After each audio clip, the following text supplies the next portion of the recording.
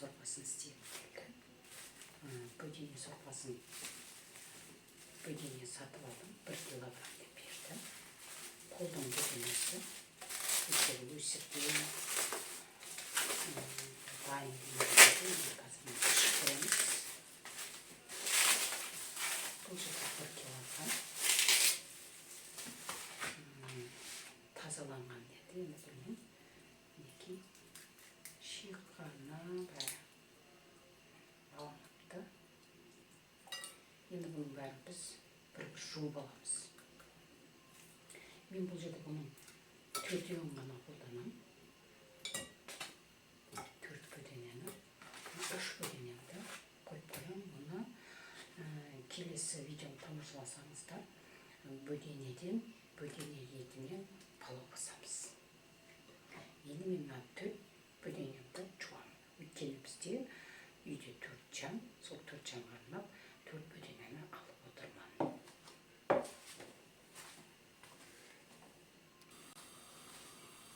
Мен жуып, тазалап алдым, төлге мына жердегі несінен алып тастадым. Шамалы енді несі болады, өздеріңізге түсініп тұрған шығарсыздар. Бөдене еті қойдың, сиырдың, жылқы еттерден басқа еттерге қарағанда қымбат болады екен. Мен бұның килограммын 3,5-нан алдым. Бөдене сорпасын ішейік деп, бұл ағзаға өте пайдалы. Өздеріңіз естіп те жатқан шығарсыздар, көріп те жатқан шығарсыздар. Жұмыртқасы, бөдененің сорпасы, мынау қыс мезгілінде әсіресе тұмауға қарсы, одан қалса екіқабат әйелдерге бұл босанып келген кезде өте пайдалы екен. Енді қазір жылдың көктем мезгілі, бірақ көктем болса да, мен қазір сіздерге терезеден көрсетемін, бізде қар жатыр. Көктем болса да, биыл көктем ерекше болды, әлі көктем келмей жатыр, қыс болып жатыр. Сол себепті біз бөдене сорпасын, мен бөдене етін әкеліп, бөдене сорпасын ішейік дедім. Мен өзімге сәл ғана тұмауратып жүрмін. Қыстан қалған қалдық тұмауым толып кетпей жатқандықтан осы маған кеңес берді, бөдене сорпасын ішіңіз деп. Енді бөденемді жуыптым. Енді мен бұны отқа қойылған суға, қазанға су құйып, осы бөденемді саламын. Міне, мен қазанның су беріп қойдым. Енді бұл бөдене еті 40 минуттай, 1 сағат қайнатамын десе де болады. Енді ол әркімдікі өзі қалалы. Мен енді бұл жерде көремін, енді ол өте нәзік бөдене еті. Осылай қақпағын жауып қоямын. Қайнап шыққаннан кейін көбігін аламыз ең бірінші.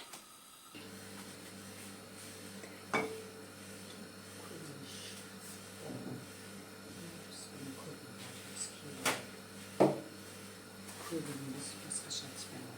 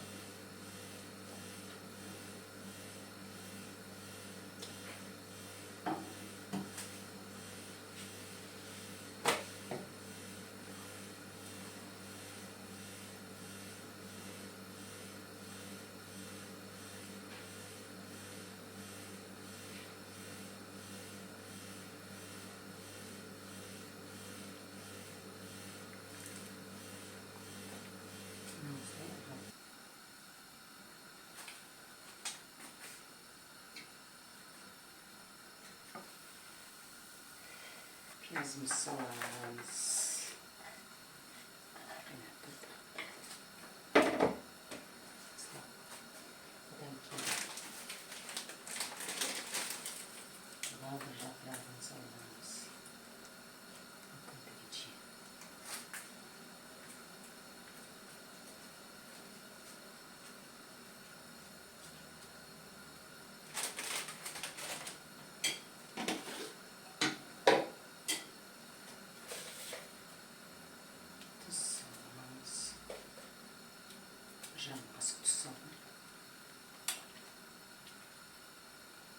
40-50 минут қайнатамыз.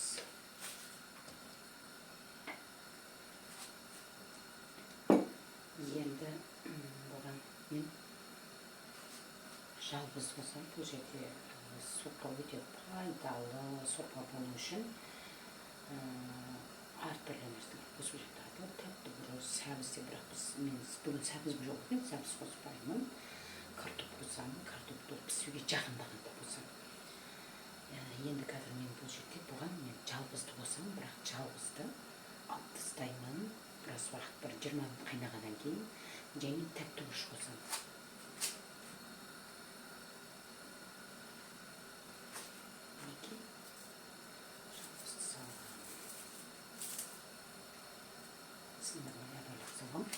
Өйткені бұны қайтадан алып тастаймын. Сол себепті аралап осынша күйінде саламын.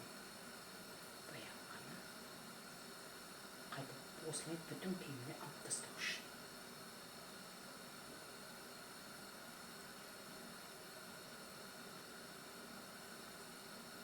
Болгарскийді де ірі қылып салып, кейін алып тастауға болады, егер қаламаса.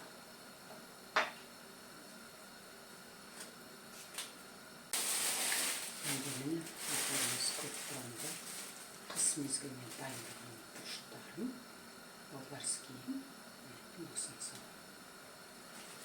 Осы жетекті бөлеймін. Және мына жеріне лотос тұзын салам тағыда. 2 қасық қайнауға деп қоямын. Міне мен жабыстырып тастаттым. Енді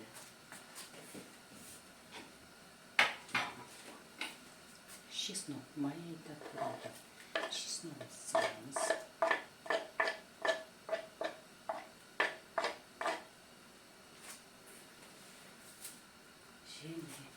Мына біздің қызанақ қосуға болады, негізі бұлар.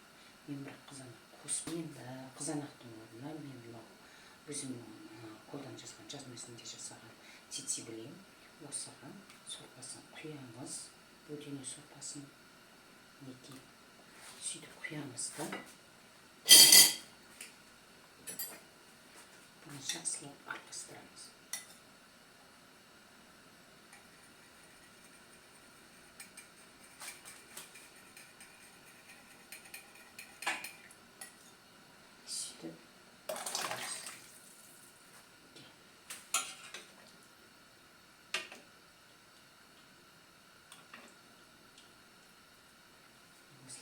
Томат ретінде қолданамыз. Және картопымызды саламыз.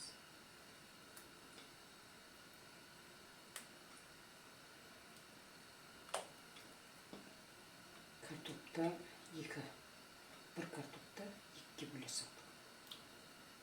Негізі бүтіндей салса да болады. Бірақ мен жеуге ыңғайлы, кесеге салуға ыңғайлы деп екіге бөліп салдым.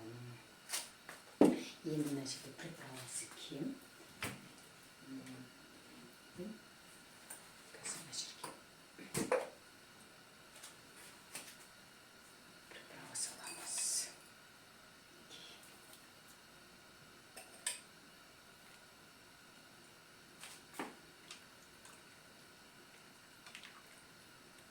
Енді жақсылап қайнатамыз.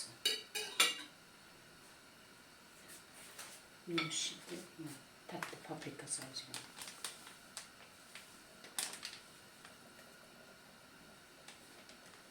ішіміз тәтті паприка.